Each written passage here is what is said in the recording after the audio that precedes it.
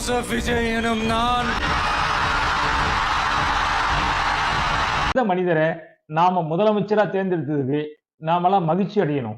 ஏன்னா சமீபத்துல நம்முடைய முதலமைச்சர் ஒரு அஸ்ட்ராலஜரை நம்ம தமிழ்நாடு கவர்மெண்டோடைய ஸ்பெஷல் ஆபீசரா அப்பாயிண்ட் பண்ணியிருந்தாரு. இதுக்கு எதிர்க்கட்சிகள்லாம் எதிர்ப்பு தெரிவிச்சாங்க. ஒரு தனிநபர் உயர்நீதிமன்றத்துக்கு முறையிட்டு இருக்காரு. இந்த மாதிரி ஒரு அஸ்ட்ராலஜரை ஸ்பெஷல் ஆபீசரா அப்பாயிண்ட் பண்ணியிருக்காங்க, அதை நீக்கணும் அப்படின்னு போயிருக்காங்க. இதை கேள்விப்பட்ட நம்முடைய முதலமைச்சர் உடனடியாக அந்த பதவியில் இருந்த அந்த அஸ்ட்ராலஜரை உடனே தூக்கி இருக்காரு. இதுதான் ஒரு தலைமைக்கான மிக சிறந்த பண்பு.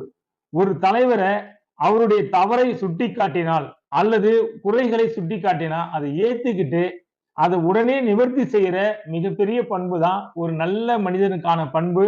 அப்படிப்பட்ட நல்ல மனுஷனை தான் நம்ம சிஎம் தேர்ந்தெடுக்கிறோம் அப்படின்னும் போது நம்ம மற்றற்ற மகிழ்ச்சி. கூட்டணி கட்சிகளும் சரி கடுமையான எதிர்ப்பு தெரிவிச்சாங்க. அந்த எதிர்ப்பின் காரணமாக அவருடைய நியமனம் ரத்து செய்யப்பட்டிருக்கிறது. தமிழக அரசியலில் மட்டுமல்ல, தேசிய அரசியலில் மிகப்பெரிய பரபரப்பை ஏற்படுத்தி இருக்கிறது.